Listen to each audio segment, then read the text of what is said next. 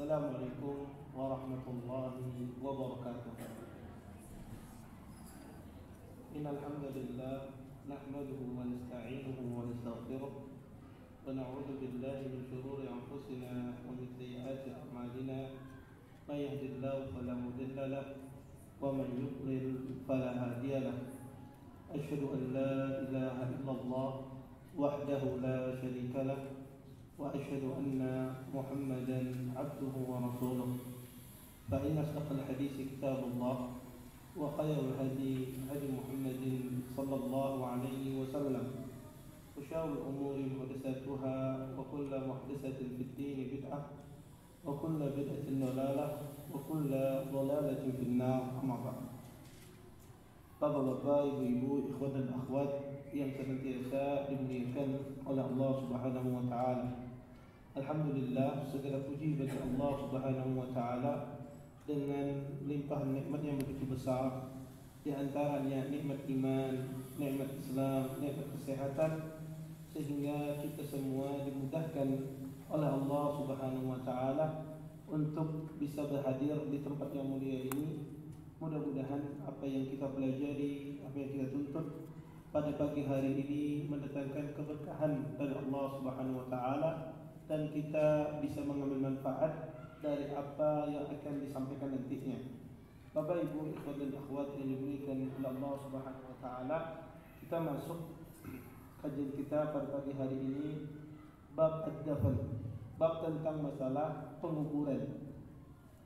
Kata Syekh di sini, ويجب دفن الميت ولو كان كافرا لقول النبي صلى الله عليه وسلم لعلي بن أبي طالب وقد مات أبو طالب اذهب فواريه.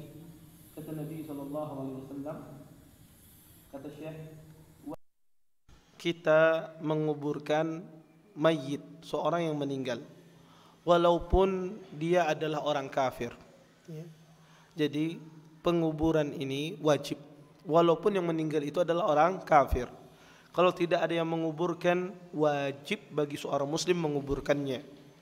Hal ini berdasarkan sabda Nabi sallallahu alaihi wasallam kepada sepupu beliau Ali bin Abi Talib. Kata Nabi sallallahu alaihi wasallam li Ali bin Abi Talib, kepada Ali bin Abi Talib pada saat itu meninggal Abu Talib. Kata Nabi SAW, idhab fawarih, wahai Ali bin Abi Talib, pergilah dan kuburkanlah bapakmu, yaitu Abu Talib.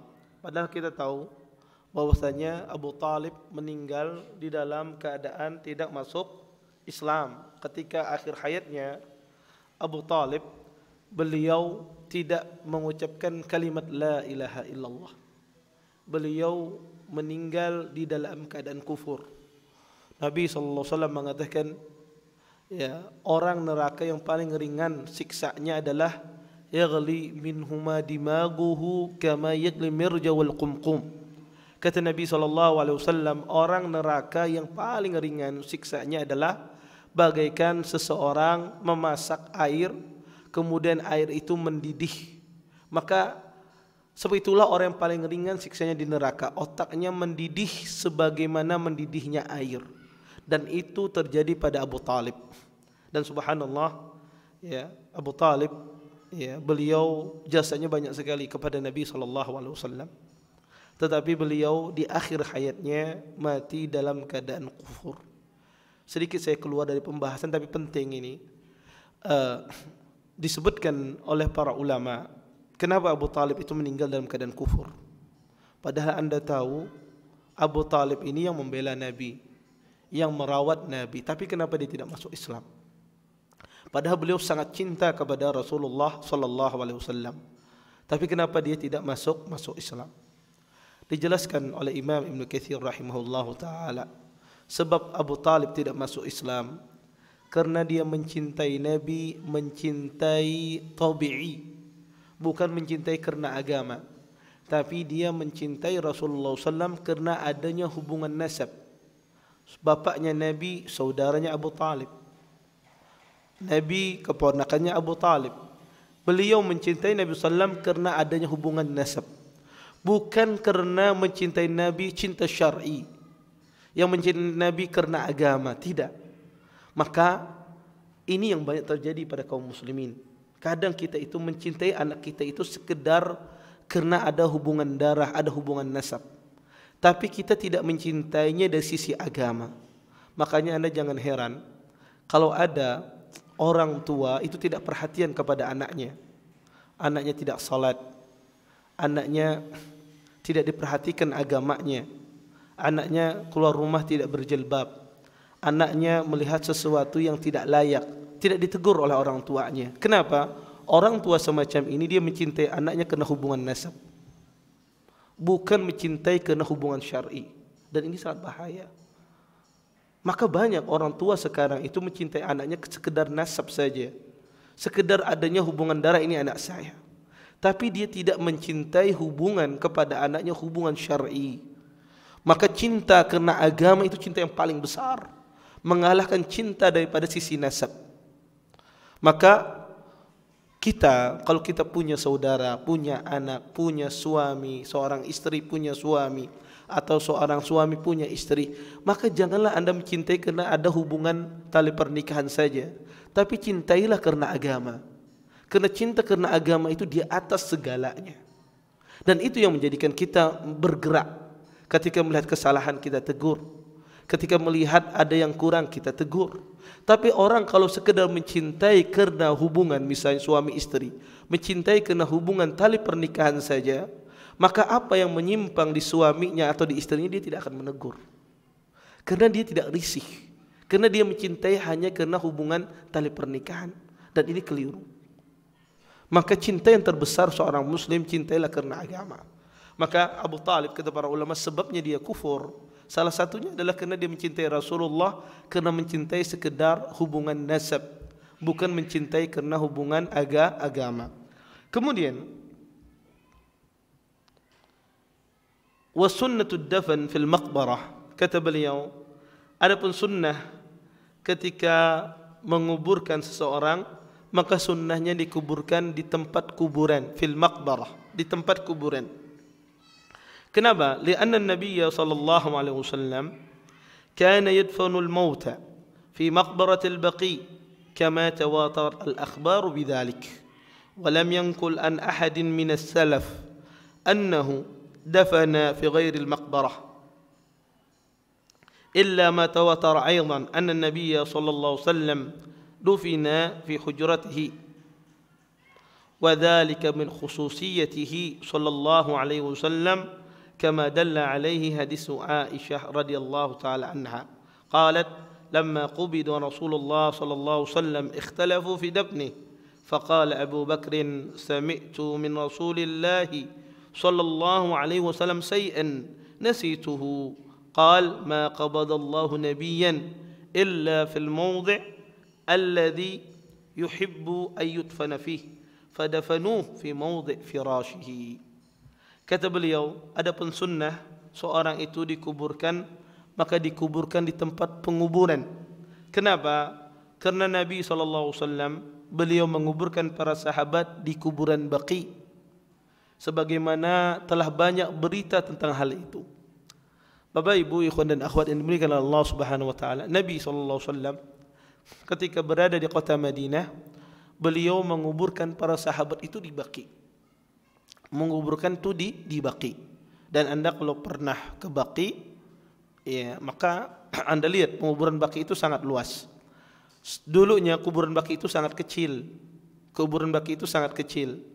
Dan Baqi itu dulunya ya datarannya rendah.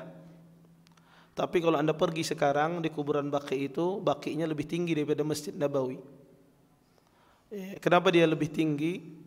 Karena zaman dahulu karena dia kecil, orang menguburkan itu tidak cukup, lahannya tidak cukup. Akhirnya penguburan itu pun ditumpang tindih.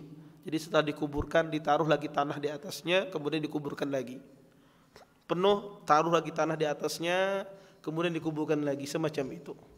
Sehingga baki itu meninggi. Kemudian terjadi perluasan yang sangat dahsyat pada pemerintahan khilafah-khilafah setelahnya, sampai pada pemerintahan Saudiyah menjadi kuburan baki itu menjadi luas. Dan sekarang penguburan di baki itu ya tidak bisa diperluas lagi, sehingga kalau ada orang meninggal di sana, setiap 2 tahun atau 3 tahun kuburannya dibongkar, diganti dengan kuburan yang baru. Walam yanqul ahad an ahadin minas salaf, dan tidak pernah, kata beliau, dinukil dari para ulama salaf manapun bahwasanya Nabi SAW pernah menguburkan Nabi SAW dan para salaf dan seterusnya, tidak pernah mereka menguburkan seseorang selain di tempat kuburan, kecuali apa yang telah datang hadis mutawatir. Sesungguhnya Nabi SAW pernah beliau dikuburkan di kamar beliau atau di rumah beliau, karena ini kekhususan bagi Nabi SAW, sebagaimana dijelaskan di dalam hadis Aisyah. Aisyah berkata bahwasanya Rasulullah SAW ketika beliau meninggal, para sahabat berselisih di mana dikuburkan. Kemudian berkata Abu Bakar, saya mendengar Rasulullah SAW tentang hal ini, tetapi saya lupa mengatakannya. Kemudian berkata Abu Bakar, tidaklah seorang nabi dicabut kecuali dia dikuburkan di tempat di mana dia meninggal. Maka Nabi ketika meninggal di tempat Aisyah, maka beliau dikuburkan di tempat Aisyah. Maka Nabi SAW dikuburkan di tempat di tempat pembaringannya. Kemudian kata beliau di sini, wa yustasna min dzalika asy-syuhada fil ma'rakah, dan juga dikecualikan syuhada, orang yang mati syahid di dalam peperangan, karena mereka dikuburkan di tempat di mana mereka meninggal dan tidak dipindahkan ke penguburan, ke tempat kuburan. Sebagaimana hadis Jabir radhiyallahu taala anhu, beliau berkata, ketika terjadi perang Uhud, maka dibawa orang-orang yang terbunuh untuk dikuburkan di Baqi. Kemudian ada seorang memanggil yang berasal dari Rasulullah SAW. Kata orang ini, sesungguhnya Rasulullah SAW memerintahkan kalian untuk menguburkan orang-orang syuhada Uhud ini di tempat di mana mereka meninggal.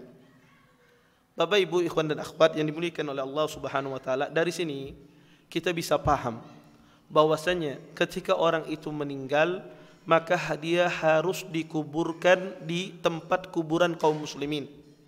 Maka tidak boleh seorang muslim itu dikuburkan bukan di tempat penguburan kaum muslimin.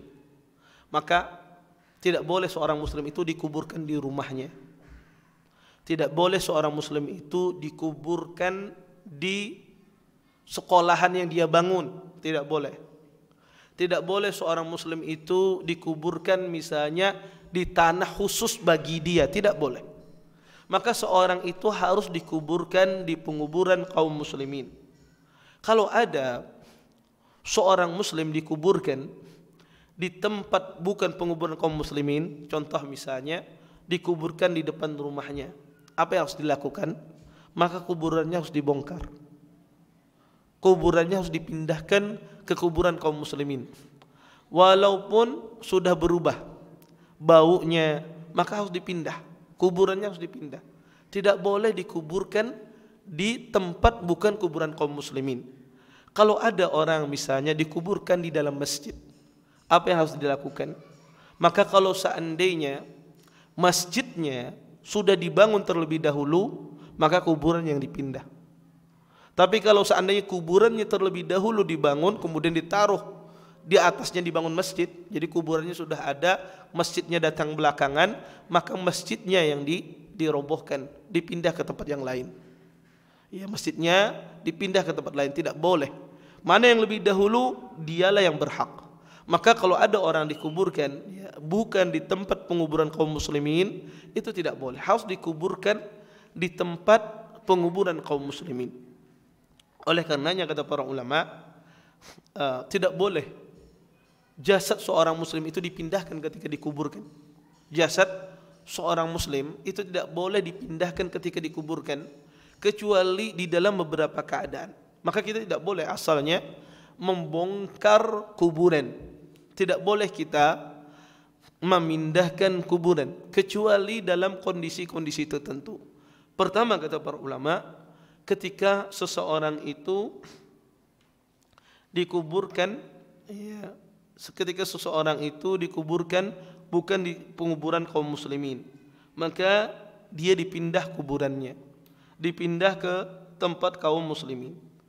Atau seseorang itu ketika meninggal tidak disembahyangkan dan tidak disolatkan, atau tidak dikafani, maka boleh kuburannya dibongkar. Jadi kalau ada orang meninggal tiba-tiba dikubur begitu saja, ternyata tidak dimandikan, tidak dikapankan, maka kita buka.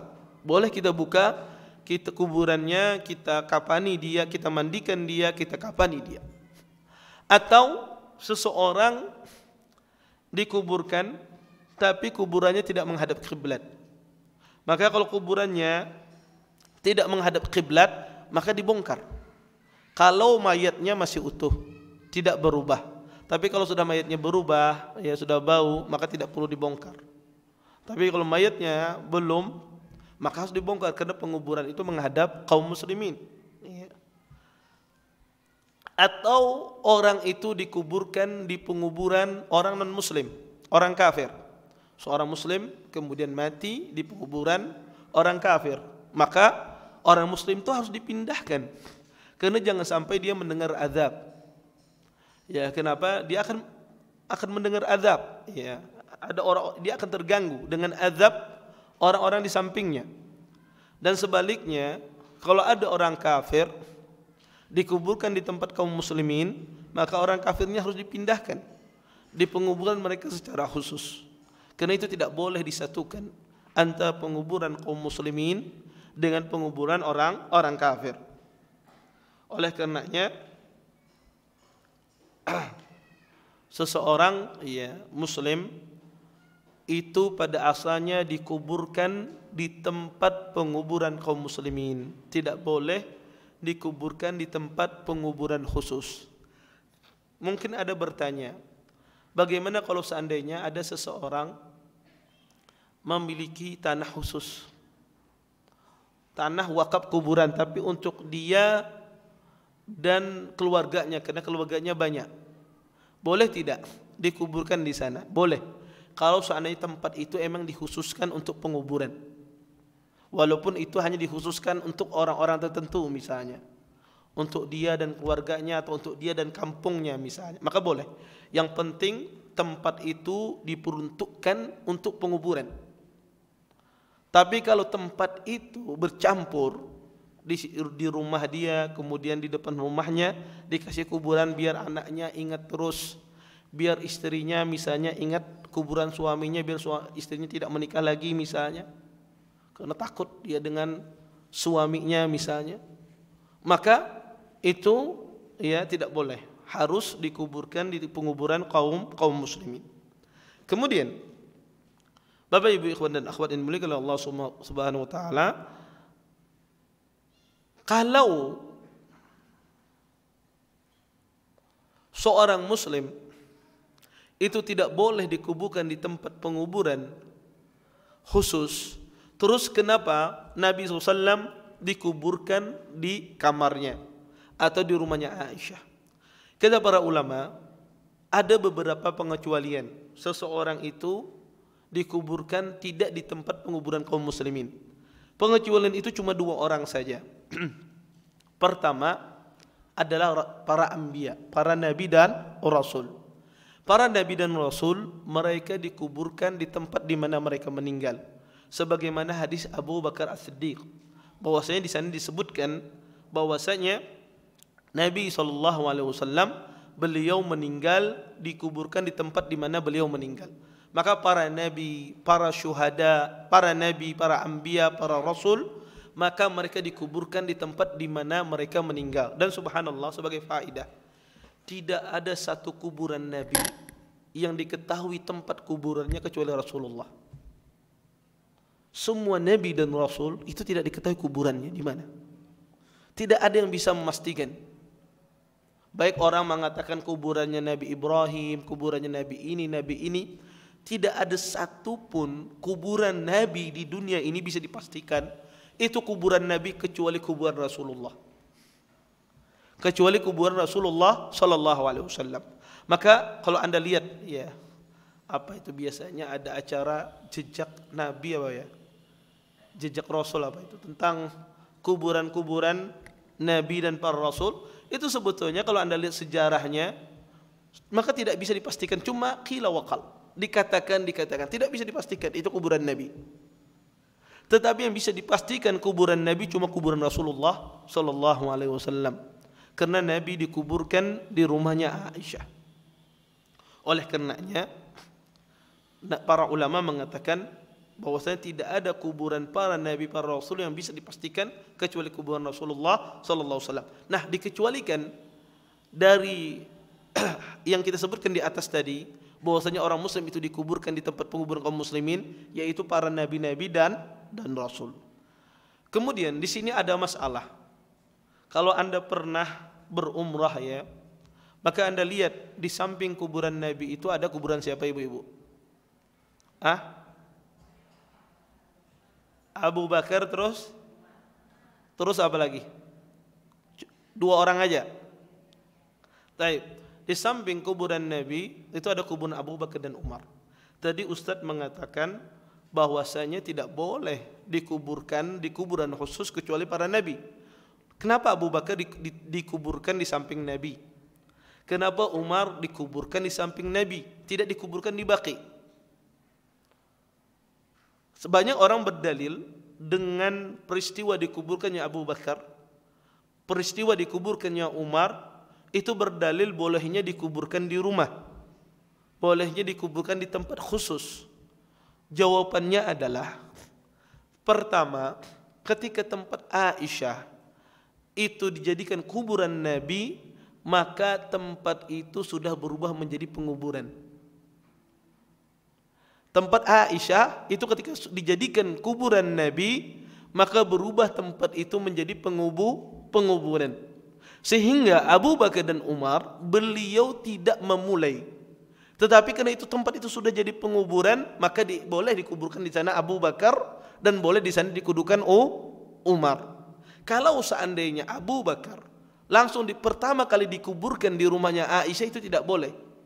Karena tempat itu bukan dikhususkan untuk penguburan. Tapi ketika Nabi SAW meninggal, kemudian beliau dikuburkan di rumah Aisyah, maka tempat itu sudah berubah. Maka tempat itu berubah menjadi penguburan. Maka orang setelahnya boleh dikuburkan di sana.